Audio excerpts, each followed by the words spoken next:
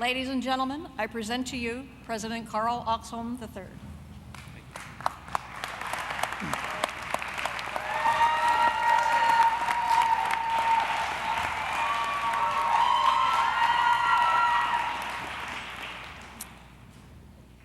I'm exhausted.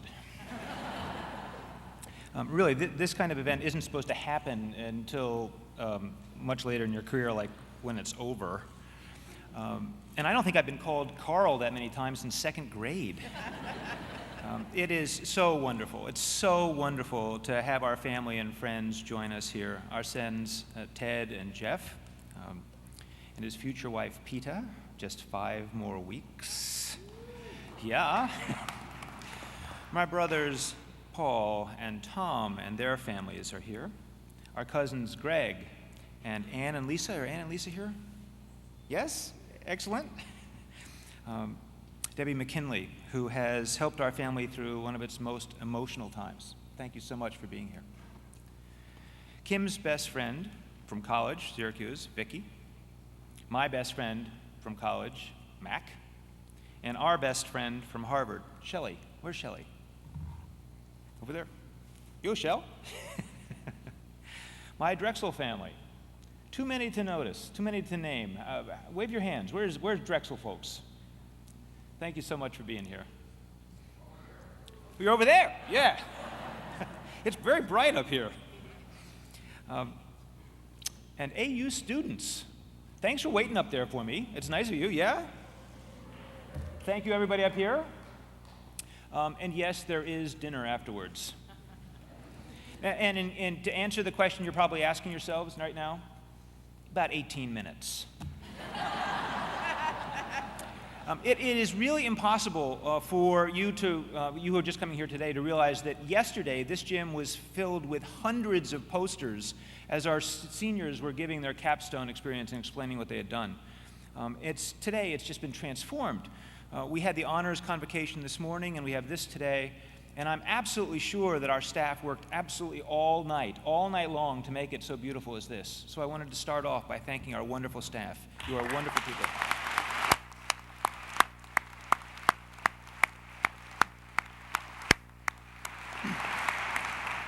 Ali, thank you so much for your friendship and your wisdom and your guidance over the past decade. Your story is incredible. It reminds us all how privileged we are and how incredibly important education is and how powerful education is to bring people together, much more powerful than armies, to bridge those differences between cultures and countries. Thank you so much. President Emeritus Du, President Servideo, you've come very long ways from China, from France, and you do us great honor, showing us the length and the quality of the global connections that Arcadia has with wonderful universities in different parts of the world, and honoring me and us greatly by your presence. Thanks so much for being here. And do let us take one moment to reflect on the absence of Professor Tobey from the University of Havana. He's not with us today because he wasn't able to get a visa. Let his empty chair be a reminder to us all that we still have miles to go before we open the minds of our country. Students, colleagues, friends, and family, I love Arcadia. I do. I wake up every morning happy to be here. Sometimes I can't believe it. I wonder, how did I get here? After all, I took a very non-traditional path here. I spent most of my career in a courtroom, not in a library or lab. I came from a research-extensive university. We had 22,000 students, not 4,000, and we played Division I sports, not Division III. But somehow, the Presidential Search Committee managed to look beyond all of my diversity, my differences, and saw value in me. So would the members of the Presidential Search Committee please rise so that I can thank you?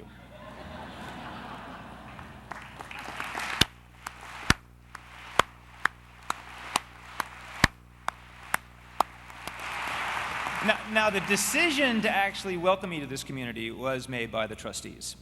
They are a remarkable group of people, passionate in their care for Arcadia, generous of their time and their talents, and eager to help wherever they can.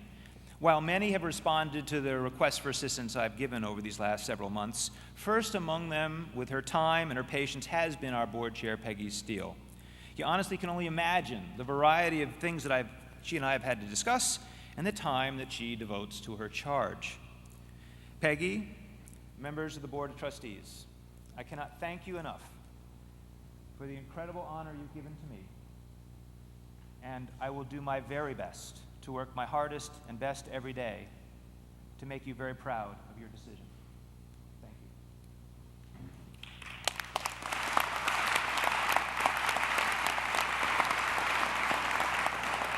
you. I do want to acknowledge my mentor, Konstantin Taki Papadakis. The former president of Drexel University, I had the pleasure to work with him for 8 years. He was truly an innovator in higher education. From him, I learned that all things are possible. Well, almost all things. And that it's important to dream, but to be practical and to work hard. He died well before his time, but he inspired many of us, and he set us up for our own achievements. Ali Hushman, now president of Rowan. Harville Eaton, now president of Cumberland University in Tennessee, and now me. I also want to thank John Fry, president of Drexel University today, for letting me know about this great opportunity and for helping me achieve it. John, thanks so much for being here today. With all of that, you need to know one thing. I would not be here today if it were not for my wife, Kim.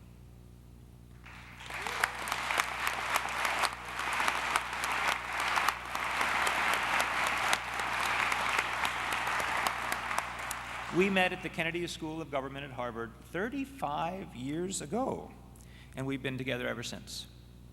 We have a true partnership in all that we do, and she is every bit my equal.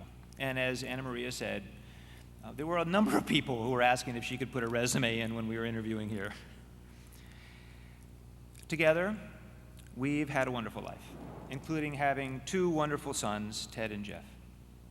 Kim chose to stay home and raise them, giving up her career in public administration and becoming a professional volunteer, a field in which she has excelled. I know that if you had not done that, I could never have done all my pro bono work, or risen to the different levels I did, or held the positions I had. I'm only here today, on this stage, behind this podium, in this spotlight, because of you. Thank you very much.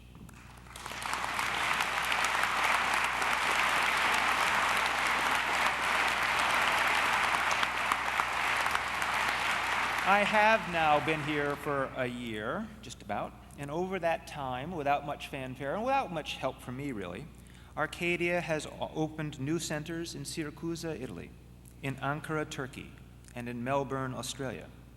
We've established or strengthened existing new academic relations in Xi'an, Dalian, Chengdu, Jiangsu, Jiangxi, Beijing, Nanshan, all in China, in Galati, Romania, in Havana, Cuba, and in Jerusalem, Israel.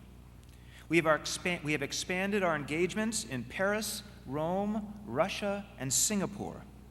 Our students today have the opportunity to learn not just in Glenside or King of Prussia and Christiana, Delaware, but in 71 cities in 21 countries on 6 continents around the world. I can think of no other university that offers that to its students. Arcadia truly is a gateway to the world. You know it. And in each of those places, in each of them, we do our very best to immerse our students in the life and the culture of their new communities, even having them do public service there. Those are some of the reasons why our style of overseas education is so highly valued and respected by our international partners. In the years to come, it will be our goal to bring faculty from those universities here as we send our faculty there, and to greatly increase the numbers of international students studying here, greatly enriching the education of all of our students, all of their years here. Here in Glenside, our faculty and staff have been hard at work over the past year building strong, wide bridges with local high schools and with the community colleges in Pennsylvania, New Jersey, and Delaware. This is a national imperative, and we will enthusiastically do our part. Our partnerships will not only benefit the students in those schools, but their faculty and administrators as well, as we share with them our expertise and our global reach. My wife and I are passionate about public service, and I personally believe that higher education is the very last chance we have as a society to impress upon the next generation of leaders their opportunity and their obligations to give back. So, I am very glad that we are strengthening our connections with Abington, Cheltenham, Glenside, and Philadelphia, and with communities of faith, synagogues, churches, and mosques. When I arrived, I was told that the Enon Tabernacle Baptist Church was a 12,000-strong African-American congregation just across the road. It wasn't by accident that Pastor Waller was the very first community leader with whom I held my very first official meeting as president of Arcadia. We will be more diverse, and we will be more engaged with our communities. We're also working hard to strengthen our connections with our alumni. As the new president, I have already traveled to 35 cities in 12 states, from New Hampshire to Texas to Florida, from Boston to LA, as well as to Singapore and Paris.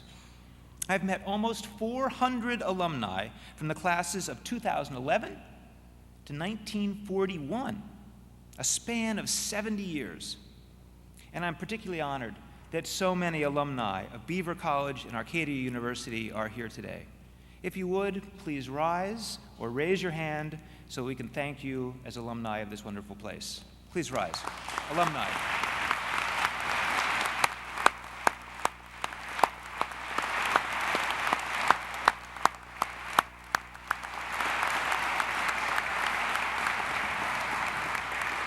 For most of these alumni, and the ones I've met elsewhere, this physical campus is not at all what they remember. It's not Jenkintown. There's no yellow bus. There are so many new buildings and playing fields, and today you can do the backstroke in our pool without touching the ceiling. That's a good thing. But it's never been the buildings that have defined Beaver or Arcadia. It's about the people. It's about the experience we give our students here. In the Arcadia experience, we celebrate different cultures and traditions, and I'm doing my best to sample it all, as you've heard. I've watched the Puro Ritmo dance at the Latino Expo, enjoyed Shabbat with Hillel, and attended the recent networking dinner co-hosted by the Black Awareness Society and a young black alumni. And I did have the pleasure of watching our largest student club, the Nightclub, perform, and yes, I did do a number. And it has, I think it's on the web, although I'm not urging you to look there. I've watched our honors students, 41 of them strong, the most of any school, presenting their research at a regional conference, speaking with poise and confidence on a wide range of topics. And I've spent hours over the last few days listening to and being so proud of our seniors as they've presented their capstone projects. The timing of this inauguration is intentional. It follows our honors convocation and comes in the middle of the culminating academic activity in which we elevate and celebrate our students' achievements. I am here to serve them. I have cheered from the sidelines at dozens of athletic events. I can tell you that the passions of the players and coaches today are as strong as ever they were when Beaver College women were the national champions in basketball, field hockey, and rifle. And if we have our way, we'll be racking up more championships with our teams starting next fall, men. You get that? Yeah. After a women's basketball game that ended the wrong way, I wrote to one of the athletes applauding her for her leadership and for the amazing effort she had made. I don't want to embarrass senior Christine Taylor, but I saved her note. And this is what she wrote. Arcadia has become a second home for me, whether it be on the basketball court, the psychology department, or the physical therapy research lab I've spent my time in for the past 6 months. I transferred to Arcadia my junior year, unaware of the special spot in my heart it would develop after a quick 2 years. I will be a proud alum very shortly. I've seen plays performed in the Little Theater that are simply remarkable. Remarkable. So good that earlier this year, many of our students received regional awards from the Kennedy Center of the Performing Arts. Many alums will remember Professor Judith Elder. Her spirit lives on here today. We recently held the biennial student art competition, and the juror was the associate curator from the National Gallery of Art in Washington, D.C. After spending 2 days on campus and selecting the 30 pieces that are showing in the Commons, he called our students' work wonderful. The spirit of Professor Benton Spruance lives on. And those spirits live on vibrantly despite facilities that are simply not adequate for programs of their excellence and importance.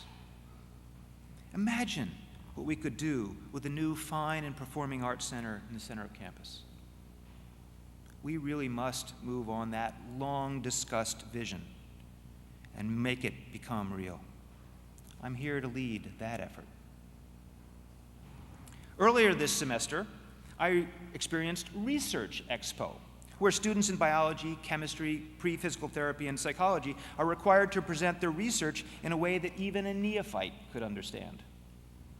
The presentations were spread over 3 different buildings, and I was urged to go out and go through them all and visit them. I started off in the Boyer Hall of Science, and I never got out. I was there for 3.5 hours. The students were so eager to tell me about what they had discovered, and it was all new, not only pushing the boundaries of what is known, but redefining the unknown. What I remember from that day, though, even more than the excitement and the fire in their eyes, was the joy and the pride that their professors could not help showing, standing in the back of the room, listening, nodding, beaming. You graduates of earlier years, of Beaver and Arcadia, you know this too. You had wonderful teachers. They were smart, and they knew their stuff, and they knew you. They challenged you, they stretched you, they consoled you, they applauded you, they cared about you, they transformed you. They helped you become who you are today. That is still who we are today. That remains the mission and the passion of Arcadia. And for that and for so much more, I take this moment to say thank you to the faculty and to the staff who tirelessly and selflessly give of themselves to their students and have made Arcadia an institution of excellence. Thank you.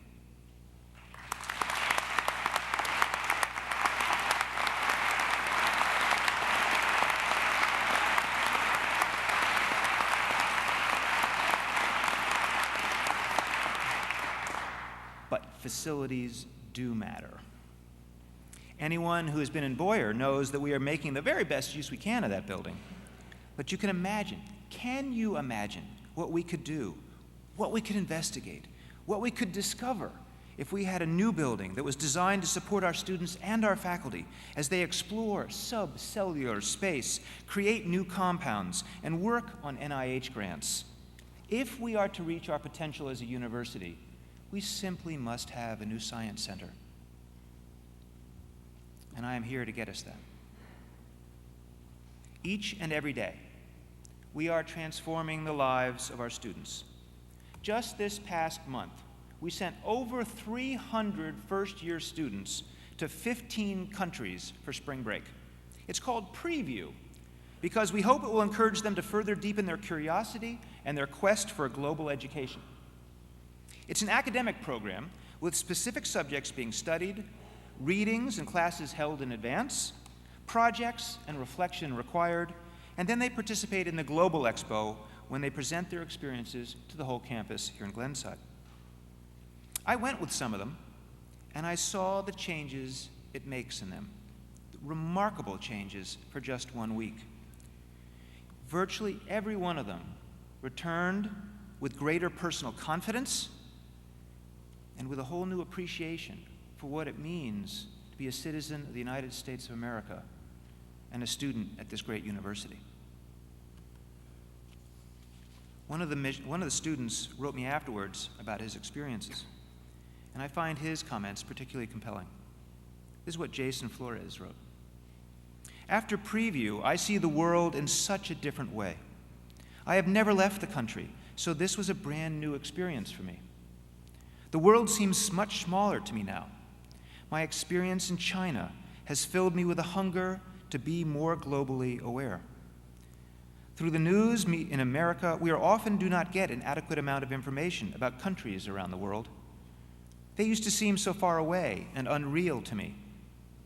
But to be in China and seeing people going through their life and struggles, it showed me that there is so much more to the world. I find myself looking at stories now about China on the internet, trying to keep myself updated on the goings-on in Shanghai. It would not be an exaggeration to say that China Preview has changed my life. And as you imagine all these wonderful things that we are doing here in Glenside, I want you all to know this about Arcadia. Just as it was with Beaver, so it is today. Our doors are wide open and welcoming to all students of academic ability and promise, and our mission remains to help those without the financial resources to pay. This is a true service to the nation and to the world, because we believe that the world is poorer when poverty prevents talents from being identified and developed.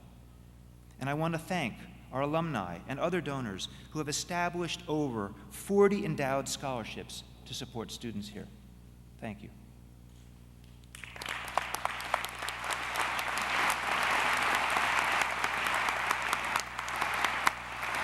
For all of our students, the possibilities here are great indeed. Through Preview and global education programming, through interdisciplinary courses and public service projects, through the curriculum and our innovative Global Connections program, we are intent on exposing each and every one of them to the richness of the world's peoples, cultures, faiths, and traditions. They will leave here for jobs and careers whose challenges they will master because of the creativity and the imagination and the resolute intensity that they have learned here. And I tell you this, the students of Arcadia will have an advantage out there in the real world, and it comes straight from our mission. For our students, diversity will not be something they have to contend with or to work themselves around.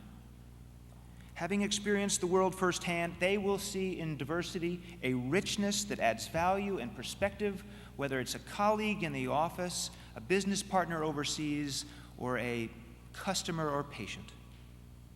Our students, unlike almost all others, are globally sensitive, and we're preparing them to succeed and lead in a very complex and very diverse global economy. That is our mission. That is why we are here.